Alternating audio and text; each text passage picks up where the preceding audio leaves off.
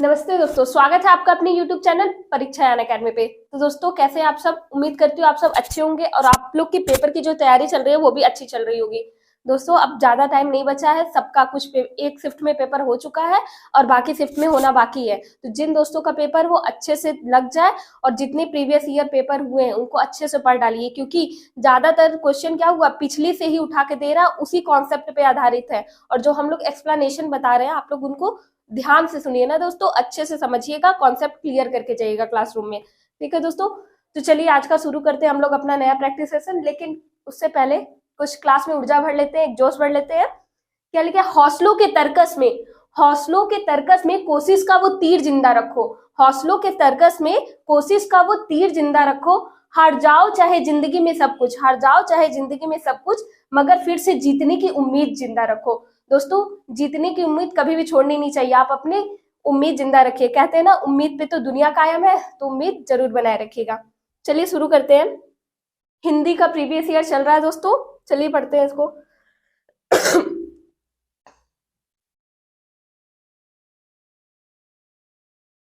पहला क्वेश्चन लेते हैं। पहला क्वेश्चन क्या दिया है?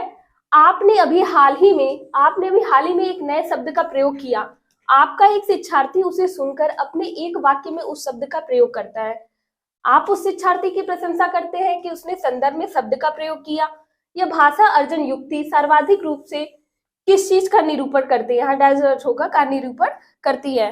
तो दोस्तों क्या कर रहा है? टीचर कोई शब्द का यूज करी है, बच्चा उसी शब्द को क्या मतलब अनुकरण कर रहा है, उसी का यूज किया है वो अपने वाक्य में। तो वो किस पे आधारित होगा? स्किनर के सीखने के सिद्धांत पर, पियाजे के सीखने के सिद्धांत पर, चॉम्स्की के सीखने के सिद्धांत पर, या ब्रूनर के सीखने के सिद्धांत पे? तो दोस्तों ये किस पे? ये स्किनर के सीखने के सिद्धांत पे है कि स्किनर की क्या बात करते हैं? अनुकरण की और पुनर्बलन की। तो ये किस पे आधारित होगा? स्किनर पे। याद रखिएगा दोस्तों, स्किनर पर। अब अगला क्वेश्चन देखते हैं। अगला क्वेश्चन क्या कह रहा है? लिखना सिखाने के लिए नीचे दिए गए चरणों को विशिष्ट शिक्षा शास्त्रीय क्रम के प्रस्तुतिकरण हेतु क्रम से लगाना है। तो इसको हम लोग को क्रम से लगाना है। चलिए देखते हैं क्या कहता है। शिक्षार्थियों से 1 से लेकर 4, ए से लेकर एल अक्षर एवं अंक लिखने के लिए कहें। ठीक है। शिक्षार्थियों से 0 से 8, फिर बी से लेकर क्यू अक्षर और अंक लिखने के लिए कहें। फिर क्या कह रहा है? शिक्षार्थियों को स्वसर पठन करने और कोई भी अक्षर या अंक लिखने का है।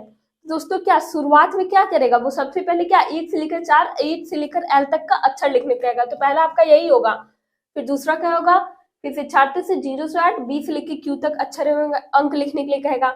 तो आपका ये भी सही है, दूसरा यही आपका क्रम होना चाहिए। फिर तीसरा क्या होगा? शिक्षार्थी को स्वसर पठन, जब वो लिखना सीख जाएगा तो उससे क्या स्वसर पठन कराया जाएगा। और फिर कोई भी अक्षर या अंक, जब वो इतना लिखना सीख चुका होगा दोस्तों, तब उससे क्या कोई भी अक्षर या अंक, जैसे हम लोग क्या होते हैं छोटे बच्चों की इमला बोलते हैं ना, इमला बोलते हैं, श्रुतलेख बोलते हैं, तो वैसे उसको भी लिखना सिखाया जाएगा। तो यहाँ आपका तीसरे नंबर पे यही आएगा। तो आपका लाइन से 1 2 3 ही इसका क्रम होगा। तो देखिए 1 2 3 आपका किसमें मिल रहा है? दूसरा पहला तीसरा, तीसरा पहला दूसरा, पहला दूसरा तीसरा, यही आपका मिल रहा है। तो ऑप्शन नंबर सी आपका सही हो जाएगा दोस्तों। अब अगला क्वेश्चन देखते हैं। अगला क्वेश्चन क्या कह रहा है? शब्द दीवार। शब्द दीवार शब्दों का एक समूह है। शब्द दीवार के बारे में मैंने आपको पहले ही बताया, क्या शब्दों का समूह होता है। आप देखे ही होंगे छोटे बच्चों के स्कूल में क्या बड़े बड़े अक्षर चित्र बने रहते हैं, शब्द लिखे रहते हैं ना, जिसे कक्षा कक्ष की दीवारों पर बड़े आकार में अक्षरों में लिखा था अथवा पेंट किया जाता है, वह साफ साफ नजर आ सके। बताया मैंने। निम्नलिखित में से साक्षरता संप्रत्यय या कौशल इस शब्द दीवार के उपयोग से पढ़ाने के लिए सर्वाधिक उपयुक्त है। मतलब सबसे ज्यादा उपयुक्त तो क्या है? संरचित कहानी कथन, कठिन शब्दों का उच्चारण है, अक्षरों की बनावट हो गई, या मूल शब्दों को समझना। दोस्तों जब शब्द दीवार पे जब बड़े बड़े शब्द अक्षर चित्र वगैरह लिखे होंगे तो उससे बच्चों क्या मूल शब्दों को समझने में आसानी होगी। वो उस पर ध्यान देंगे तो उनको मूल शब्द समझ आएंगे। तो यहाँ आपको ऑप्शन नंबर डी सही हो जाएगा। अब अगला क्वेश्चन लेते हैं। अगला क्वेश्चन पूछ रहा है पठन का सार तत्व है, यानी पठन का सार तत्व क्या होता है? ए अक्षर ज्ञान, बी अर्थ, सी वर्तनी या प्रवाह। तो दोस्तों किसी भी चीज का सार तत्व यानी पठन का क्या होगा? जब हम उसके अर्थ को सही से समझेंगे। तो यहाँ आपका ऑप्शन नंबर बी सही हो जाएगा। यानी पठन का सार तत्व क्या है, अर्थ है। कुछ चीजें ना दोस्तों आप फैक्ट की तरह उसको ध्यान से अपने दिमाग में बैठा लिया करिए ना, नहीं तो वो गलत हो सकती है एग्जाम में। तो इसका पठन का सार तत्व अर्थ है। अब अगला चलते हैं। अगला क्या कह रहा है, सुश्री ग्रेस है, ग्रेस कोई है मतलब टीचर है, अपने शिक्षार्थियों को एक पॉडकास्ट सुनने और कहानी को आरेख के रूप में प्रस्तुत करने के लिए कहती है। यह गतिविधि शिक्षार्थियों को उनके देश के संवर्धन के लिए सबसे कम पूछा है दोस्तों, अवसर प्रदान करती है। सबसे कम यानी बाकी सब भी करेंगे लेकिन सबसे कम अवसर क्या प्रदान करेगा, क्या वो कल्पना शक्ति का विकास करने कहेगा, समझ का, सक्रिय श्रवण, संरचना। दोस्तों जब वो पॉडकास्ट सुनेंगे और लिखेंगे तो क्या, एक तो लिखेंगे तो संरचना का होगा, सक्रिय सुनेंगे तो उनके सक्रिय श्रवण का विकास होगा, उनकी समझ भी विकसित होगी। लेकिन कल्पना शक्ति इससे बहुत ज्यादा नहीं होगी लेकिन बहुत ज्यादा नहीं होगा। तो सबसे कम क्या होगा आपका ऑप्शन नंबर ए, यानी कल्पना शक्ति का विकास सबसे कम, वही कम होगा। ठीक है, तो यहाँ आपका ऑप्शन नंबर ए सही होगा दोस्तों। अब अगला देखिए क्या कह रहा है, निम्नलिखित में से कौन सा शिक्षार्थियों को संक्षेपण के शिक्षण में सर्वाधिक उपयुक्त है ना। संक्षेपण क्या होता है दोस्तों, संक्षेपण का अर्थ होता है सार। जब पूरी कहानी या कुछ बता दिया जाता है स्टोरी, तो उसका जो सार निकाला जाता है वही होता है संक्षेपण। देखिए ऑप्शन क्या दिया, इस कहानी का शीर्षक क्या होगा, इस कहानी का कोई अंत सोचिए, लेखक ने कुत्ते के पात्र को किस प्रकार चित्रित किया है। फिर क्या कह रहा है, दी गई तस्वीर के आधार पर अनुमान लगाइए कि कहानी में क्या हो रहा है। तो दोस्तों संक्षेपण सार कैसे होगा, हम लोग अच्छा वो सॉल्व करते हैं ना अपठित गद्यांश, तो उसमें क्या रहता है, दी गई कहानी का शीर्षक, ये सार हम लोग पूछते हैं ना, क्या होगा जब पूरी कहानी पढ़ लेंगे तो उसका सार ही पूछेंगे ना, तो वही क्या होगा, कहानी का शीर्षक क्या होगा। यानी यहाँ आपका ऑप्शन नंबर ए सही हो जाएगा। अब आगे बढ़ते हैं दोस्तों। अगला क्वेश्चन क्या कह रहा है, कविता पढ़ने के उपरांत निम्नलिखित में से कौन सा प्रश्न शिक्षार्थियों द्वारा अनुमान लगाने, ध्यान देगा दोस्तों, अनुमान लगाने को सर्वाधिक रूप से शामिल करना है। मतलब किससे उनका अनुमान लगाना सबसे ज्यादा शामिल होगा। क्या कवि द्वारा कविता को दिया गया शीर्षक संगत है, तर्क संगत है। कविता में बिंब का चयन कीजिए और उसे एक वाक्य में प्रयुक्त कीजिए। अनुमान लगाना है सिर्फ दोस्तों, तो ये तो थोड़ा गलत हो जाएगा। आपको कविता के एक बारे में सबसे ज्यादा क्या पसंद आया, उसके बारे में एक संक्षिप्त टिप्पणी कीजिए, ये तो वो भी बता देगा। अनुमान क्या लगाएगा, जो पसंद आएगा वो बता देगा।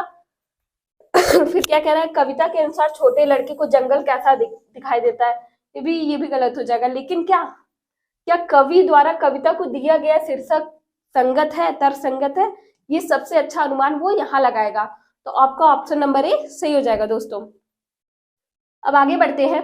अगला क्वेश्चन क्या कह रहा है, निम्नलिखित में से कौन सा लेखन अभ्यास शिक्षक द्वारा आधार प्रदान करने का एक अच्छा उदाहरण है। मतलब कौन सा सबसे अच्छा उदाहरण है, शिक्षार्थियों को उनके वाक्य या विचार का प्रारंभ करने के लिए शुरुआती वाक्य उपलब्ध कराना।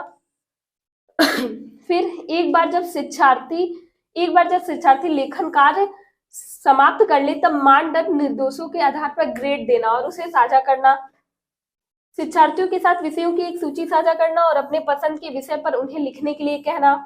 फिर कह रहा है शिक्षार्थियों को एक अनुच्छेद पढ़ने और मुख्य पात्र के बारे में अपनी राय के लिए कहना। दोस्तों क्या कह रहा है, लेखन अभ्यास का कौन सा आधार प्रदान करेगा ना, आधार प्रदान करने के लिए एक अच्छा उदाहरण है। तो लेखन कब होगा, जब शिक्षार्थियों को उनके वाक्य विचार का प्रारंभ करने के लिए शुरुआती वाक्य उपलब्ध करा देंगे, फिर वो अपना विचार उसमें अपना जो उनकी कल्पना आएगी उसमें जोड़ते हुए वो चले जाएंगे आगे। तो यहाँ आपको ऑप्शन नंबर ए सही हो जाएगा दोस्तों। दोस्तों किसी भी क्वेश्चन में अगर आप उलझ जाएंगे तो बहुत ज्यादा टाइम मत दीजिएगा, नहीं तो आपका बाकी जो पेपर रहेगा, जो क्वेश्चन रहेंगे उसमें हो सकता है आपको लेट हो जाए और क्वेश्चन छूट सकता है। तो पहले जो आपको आता रहेगा ना उसको जल्दी जल्दी कवर कर लीजिएगा। और जहां डाउट वाले रहेंगे कि मतलब अभी इस पे और टाइम देना है तो उसको थोड़े बाद के लिए छोड़े रहिएगा ना। अब अगला क्वेश्चन देखिए क्या कह रहा है, निम्न में से कौन सा शिक्षार्थियों को परसर्ग प्रकरण पर आगमन विधि से पढ़ाने का उपागम का अनुगमन करता है। परसर्ग आपके वो जो कारक चिन्ह होते हैं ना उन्हें कहते हैं। ठीक है, तो आगमन विधि पहले जान लीजिए। आगमन विधि क्या होता है, उदाहरण से नियम की ओर ना, निगमन विधि नियम से उदाहरण की ओर, आगमन विधि उदाहरण से नियम की ओर। चलिए देखते हैं क्या कहता है। परसर्ग का प्रयोग करने के लिए नियम को स्पष्ट कीजिए और उसके उदाहरण दीजिए। इसमें तो पहले ही काट दीजिए क्योंकि पहले नियम बोल रहा है। फिर कह रहा है शिक्षार्थियों को वाक्यों के अनेक उदाहरण देना और उनसे नियम निकालने के लिए कहना। ये तो सबसे सही लग रहा है, लेकिन दोस्तों मैंने पहले क्या कहा है, नीचे तक जरूर जाइएगा ना, क्या पता कोई और मिल जाए, लेकिन वैसे इसका आंसर यही होगा। फिर भी देख लेते हैं। पठन को दृश्यात्मक रूप में प्रदर्शित करते हुए प्रत्येक को स्पष्ट करना और शिक्षार्थियों को उनके वाक्य में प्रयोग के लिए कहना, ये भी गलत हो जाएगा। विभिन्न वाक्य देना और शिक्षार्थियों से उनकी पहचान करने के लिए कहना जो संज्ञा, सर्वनाम, क्रिया या क्रिया विशेषण नहीं है, ये भी आपका गलत हो जाएगा। लेकिन आपका ऑप्शन क्या सही होगा, देखिए, अनेक उदाहरण देना और फिर उनसे नियम निकालने के लिए कहना, यानी उदाहरण से नियम, यही आपका आगमन विधि है। तो दोस्तों यहाँ आपका ऑप्शन नंबर बी सही हो जाएगा। अगला क्वेश्चन देखिए क्या कह रहा है, एक रणनीति के रूप में आप बहुभाषिकता से क्या समझते हैं? बहुभाषिकता से क्या समझते हैं? बहुभाषिकता समझ रहे हैं ना दोस्तों, एक क्लास में जब अलग अलग क्षेत्र से लोग आते हैं, बच्चे आते हैं, तो अलग अलग भाषाएं बोलते हैं, ठीक है। तो उसमें देखिए क्या क्या समझते हैं, शिक्षार्थियों को भाषा का प्रयोग करना, विद्यालय में अनेक भाषाएं पढ़ाना, अंग्रेजी और भारतीय भाषाओं में पढ़ाना, केवल मातृभाषा के माध्यम से पढ़ाना। तो ये केवल वाला पहले काट दीजिए, अंग्रेजी और भारतीय भाषा पढ़ाना, ये भी गलत हो जाएगा। विद्यालय में अनेक भाषाएं पढ़ाना, नहीं, अब अनेक भाषा थोड़ी पढ़ाएंगे। शिक्षार्थियों की भाषा का प्रयोग करना, मतलब बच्चों को जो भाषा समझ में आएगी, उनकी मातृभाषा जैसे होगी उसके अकॉर्डिंग हम पढ़ाएंगे। पहले ही बताया गया है क्या, आप बहुभाषिकता को एक संसाधन के रूप में लेंगे, एक टूल के रूप में लेंगे, ठीक है। तो इसको ऑप्शन नंबर ए सही हो जाएगा। अगला क्वेश्चन देखिए क्या कह रहा है, काल के भेदों को सीखने पर आधारित पाठ का आकलन करने के लिए निम्नलिखित में से कौन सा सर्वाधिक उपयुक्त आकलन वाला प्रश्न है, कीजिए। प्रश्न है, अलग से आ गया लग रहा है, पाठ का आकलन करने के लिए निम्नलिखित में कौन सा सर्वाधिक उपयुक्त आकलन है? क्रिया क्या होती है, कुछ उदाहरण इसके देना होगा। दी गई नियमावली का प्रयोग करते हुए कार्य पत्रक पर कार्य कीजिए और सही काल भेद लिखिए। पाठ्य पुस्तक लीजिए और भूतकाल एवं भविष्य काल की परिभाषाओं का रेखांकित कीजिए। सामान्य वर्तमान काल के रिक्त स्थान की पूर्ति कीजिए। जैसे एक रिक्त स्थान के लिए वाक्य क्या दिया, वह कल बहुत तेज, और फिर यहाँ डैश डैश रहेगा, भाग है, भाग मतलब भागा, ठीक है, भागा। तो ये इसमें क्या हो रहा है, आकलन, सीखने के लिए आकलन के लिए सबसे बेस्ट क्या होगा, जब वो क्या उसको प्रैक्टिस करने का, अभ्यास करने देगी। क्या अब आप काल पढ़ चुके हैं, अब आप इसे वाक्य प्रयोग करिए। तो यहाँ आपका ऑप्शन नंबर डी सही हो जाएगा दोस्तों।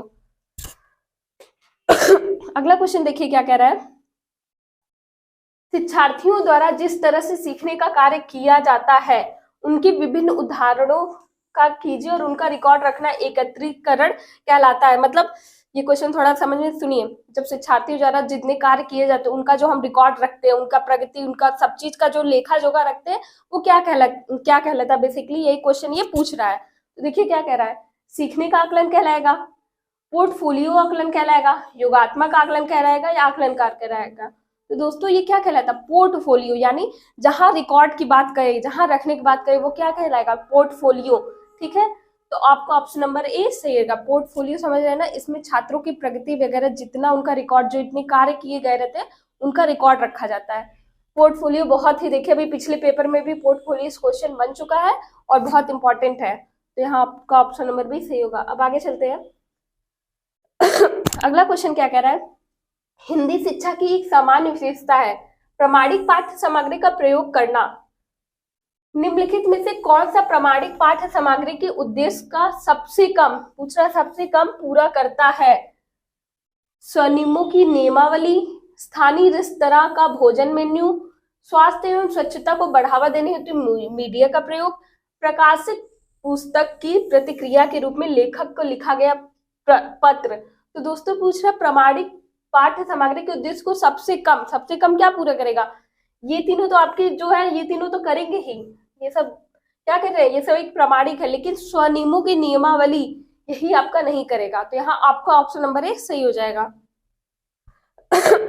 अगला क्वेश्चन देखिए दोस्तों, अगला क्वेश्चन कह रहा है एक्स एक ऑनलाइन उपकरण है। एक्स क्या है, एक ऑनलाइन उपकरण है जो नए शब्दों, उनके अर्थ, उच्चारण और वाक्य में प्रयोग का एक समुच्चय उपलब्ध कराता है। निम्नलिखित में से कौन सा कौशल इस ऑनलाइन उपकरण के प्रयोग द्वारा निर्मित किया जा सकता है? हाँ, पूछ रहा है कौन सा कौशल इस ऑनलाइन उपकरण द्वारा निर्मित किया जा सकता है। दो भिन्न पाठ पुस्तकों में संबंध बनाना, दी गई पाठ सामग्री को पढ़ना और तथ्यात्मक सवालों के जवाब देना, कहानी में घटनाओं के बारे में अनुमान लगाना या दी गई पाठ सामग्री को प्रवाहपूर्ण पढ़ना। तो क्या जब वो क्या सबसे ज्यादा जब प्रवाहपूर्ण पढ़ना रहेगा, उसकी जब सब कुछ वो पढ़ने अच्छे से पढ़ने लगेगा, तभी क्या होगा, उसका कौन सा यही वाचन कौशल क्या बढ़ेगा। तो आपका ऑप्शन नंबर डी सही हो जाएगा। अगला चलते हैं, अगला क्या कह रहा है, जब 9 वर्ष मनाने पर एक अनुच्छेद लिखने के लिए कहा जाता है, तब एक शिक्षार्थी इस प्रकार लिखता है, मित्रों को आमंत्रित किया, केक लाया, सजावट, पेय जलपान, माता पिता गुब्बारे फुलाए, मैंने सजाया। अब आप शिक्षार्थियों को एक अनुच्छेद लेखन के किस चरण पर सर्वाधिक ध्यान देने के लिए कहेंगे। वो क्या कह रहा है, वो कुछ टूटे फूटे शब्दों में अपनी बात लिखा है, तो हम शिक्षार्थी को क्या सही करने कहेंगे।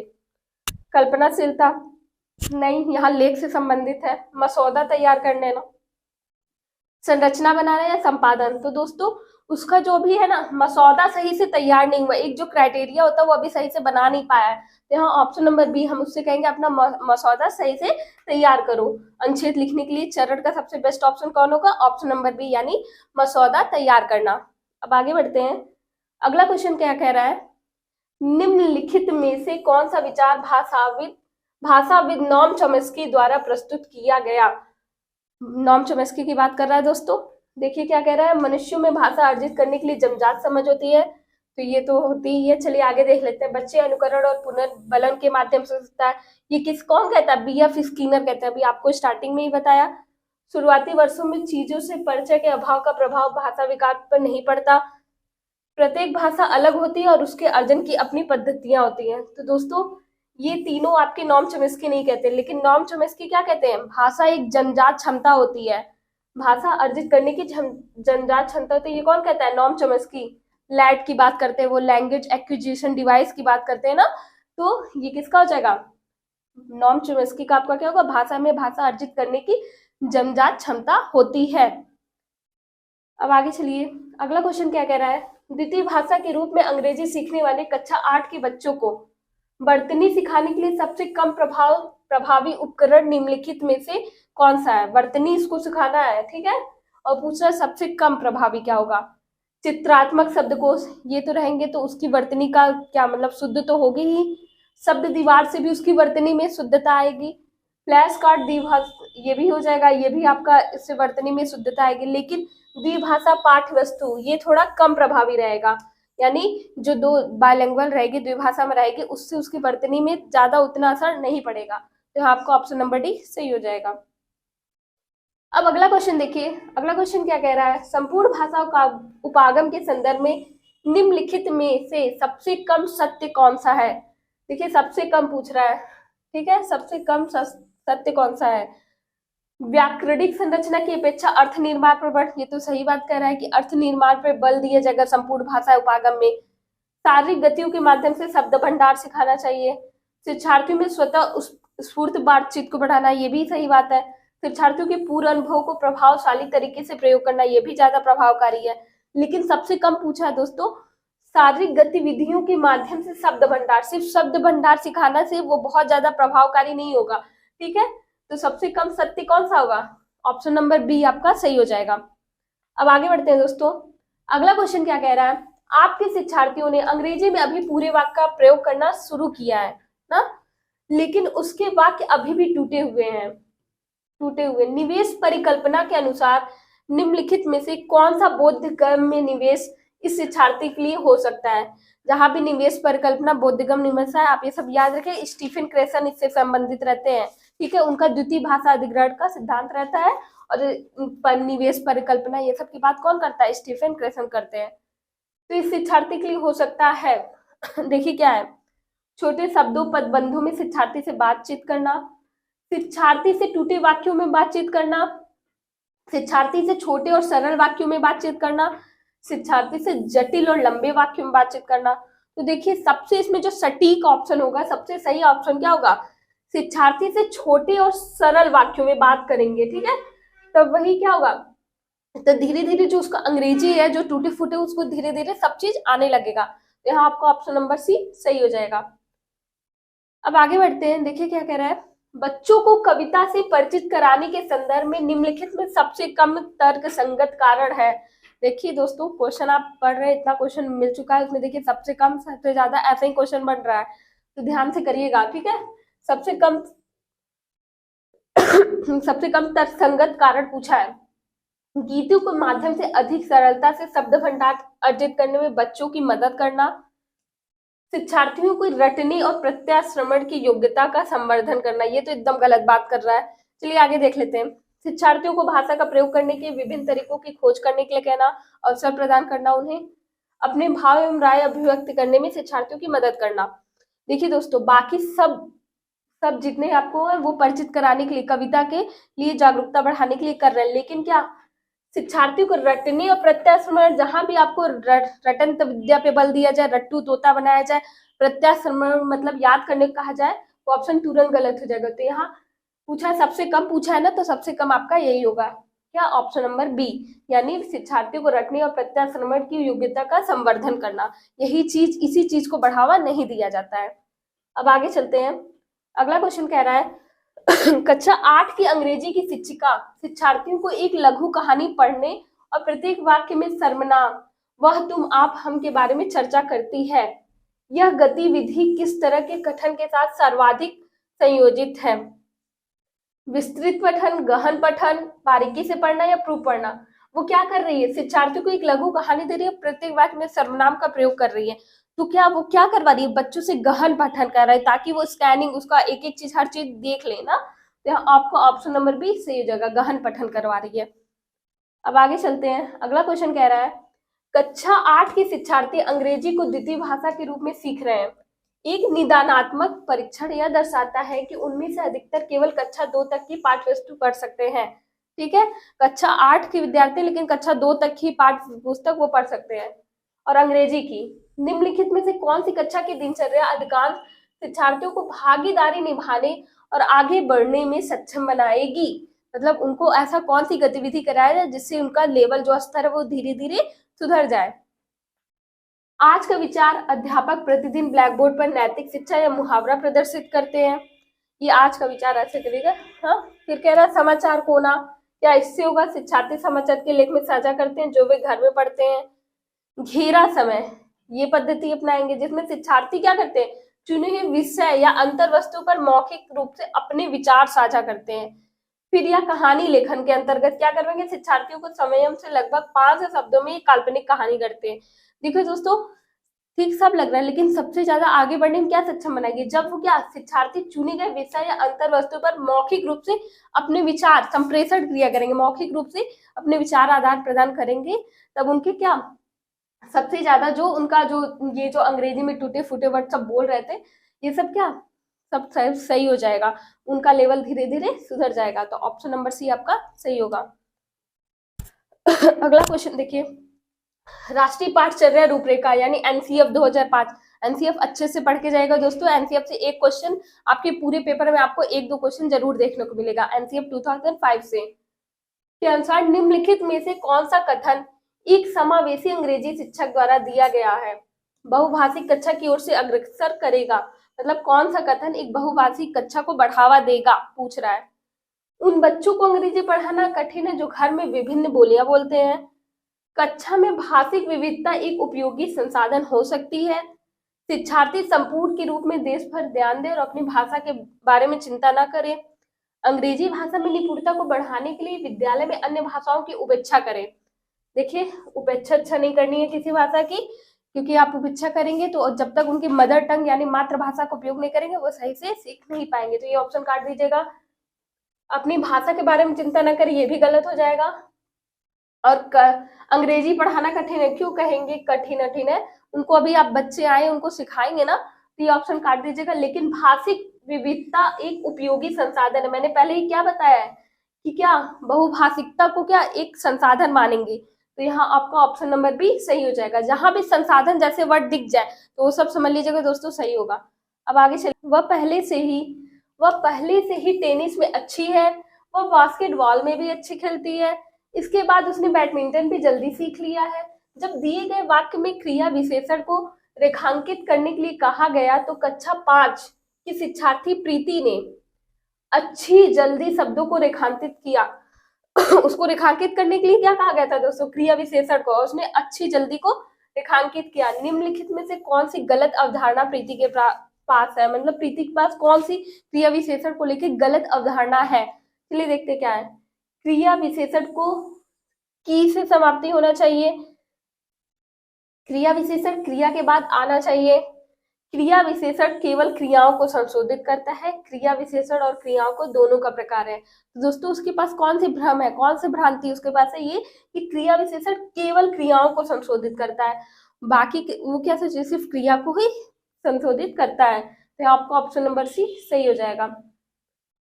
अब आगे बढ़ते हैं। अगला क्वेश्चन कह रहा है कक्षा पांच के शिक्षार्थियों ने मैप पर एक निबंध लिखा। मैं एक टॉपिक है, उस पर एक निबंध लिखा गया है। निम्नलिखित में से कौन सा चरण सीखने के रूप में आकलन पूछ रहा है, सबसे नजदीक है। देखिए क्या है, प्रतीक से कहना कि वे सोचे उन्होंने या कैसे निर्धारित किया कि उन्हें क्या कुछ शामिल करना है। शिक्षक मानदंड निर्देश के आधार पर निबंधों को अंक देते हैं और उचित ग्रेड देते हैं। शिक्षक शिक्षार्थियों को सुझावों के साथ रचनात्मक पृष्ठपोषण देते हैं। एक प्रत्येक शिक्षार्थियों से 5 अन्य निबंध पढ़ने और अपनी पसंद के निबंध का चयन करने के लिए कहना। तो क्या कर रहा है शिक्षक, क्या सीखने के रूप में आकलन कैसे होगा, जब वो कहेंगे कि वे सोचे कि उन्होंने यह कैसे निर्धारित किया, उन्हें क्या कुछ शामिल करना है। जब उनकी कल्पना शक्ति का विकास करेंगे, सोच पर जोर देने को कहेंगे, तो वो क्या होगा, वही आपका सीखने के रूप में आकलन में सबसे ज्यादा नजदीक होगा। तो यहाँ आपका जो ऑप्शन नंबर ए है वो सही हो जाएगा। अगला क्वेश्चन देखिए क्या कह रहा है। एक शिक्षिका प्रमाणिक पाठ्य वस्तु के माध्यम से संबंधवाचक उपवाक्य से परिचित कराती है और संदर्भ में बहुत सारे उदाहरण देती है। वह बहुत सारे अभ्यास भी देती है जिसे शिक्षार्थी पहचानते हैं और उसके नियम का प्रयोग करते हैं। अंत में वह शिक्षार्थियों का ध्यान इस ओर आकर्षित करती है कि नियम संदर्भ में किस प्रकार कार्य करता है, यह रणनीति क्या कहलाती है। देखिए दोस्तों क्या कह रहा है, संबंधवाचक उपवाक्य से परिचित करवा रही है ना, तो यह रणनीति क्या कहलाएगी, अनुमानिक पद्धति कहलाएगी, गहन चिंतन प्रोटोकॉल कहलाएगी, जागरूकता कहलाएगी, व्याकरण अनुवाद विधि कहलाएगी। दोस्तों जब वो संबंधवाचक उपवाक्य से परिचित करे, क्या बच्चों को क्या कर रही है, जागरूक कर रही है, उनको सचेत कर रही है कि पाठ्य वस्तु में क्या क्या चीजें आई हुई है। तो यहाँ आपका ऑप्शन नंबर सी जागरूकता आपका सही हो जाएगा। अब अगला क्वेश्चन देखते हैं। अगला क्वेश्चन कह रहा है निम्नलिखित में से कौन सा पठन का उपकौशल है। पठन का उपकौशल पूछ रहा है, लिपिबद्ध करना, वर्तनी याद करना, कहानी की घटनाएं याद करना या अनुमान लगाना। तो दोस्तों पठन का उपकौशल कौन सा होगा, अनुमान लगाना। जब वो अनुमान लगाएगा तो इससे उपकौशल का उसका विकास होगा। अब आगे बढ़ते हैं। अगला क्या कह रहा है, एक शिक्षिका ऑनलाइन कार्यक्रम का प्रयोग करती है जिसमें शिक्षार्थी ऑनलाइन ही मानचित्र का निर्माण करना, संपादन एवं साझा करते हैं ना, ऑनलाइन कर रहे हैं, सब कार्य ऑनलाइन हो रहा है। निम्नलिखित में से कौन सा कौशल इस डिजिटल उपकरण के प्रयोग के माध्यम से शिक्षार्थियों को विकसित किया जा सकता है ना। डिजिटल कौन सा कह रहा है, कौन सा डिजिटल उपकरण के प्रयोग से शिक्षार्थियों का क्या विकसित किया जा रहा है, संपादन विकसित किया जा रहा है, चिंतन मसौदा तैयार करने को कहा जा रहा है, उनकी समझ को विकसित किया जा रहा है। तो क्या उनके क्या ऑनलाइन प्रयोग जो किया जा रहा है, उनसे मानचित्र का निर्माण संपादन साझा कर रहे हैं, तो उससे क्या उनकी चिंतन का विकास हो रहा है दोस्तों, उनकी सोचने की क्षमता का विकास हो रहा है। तो यहाँ आपको ऑप्शन नंबर बी सही हो जाएगा। अब आखिरी क्वेश्चन देखते हैं। आखिरी क्वेश्चन क्या कह रहा है, सामाजिक अंतःक्रिया का संबंध है, बहुत इंपॉर्टेंट, बहुत इजी क्वेश्चन है। सामाजिक अंतःक्रिया का क्या संबंध किससे है, चॉम्स्की से, पियाजे से, स्किनर से या वैगोस्की से। तो दोस्तों आपके सामाजिक सांस्कृतिक अंतःक्रिया की बात कौन करता है, वैगोस्की। जितने भी आपका साथ देना है, जैसे स्कैफोल्डिंग, ये हो गया MKO, ये सब किससे, वैगोस्की से संबंधित है। ZPD ये सब वैगोस्की के सिद्धांत है, याद रखिएगा ना। तो किसका है, आपका वैगोस्की से। यहाँ का आज का आपका सेशन खत्म होता है दोस्तों। आपको आज की क्लास कैसी लगी कमेंट बॉक्स में जरूर बताइएगा। अगर कोई दिक्कत हो तो कमेंट बॉक्स में पूछ लीजिएगा ना दोस्तों। और हमारे चैनल को ज्यादा से ज्यादा शेयर करिए ताकि ये जो क्लास है जिनके पास नहीं पहुंच पा रही उन तक पहुंच जाए ना। तो हमारा साथ देते रहिए और हमसे जुड़े रहिए। मिलते हैं नए वीडियो में नेक्स्ट टॉपिक के साथ। तब तक के लिए जय हिंद जय भारत।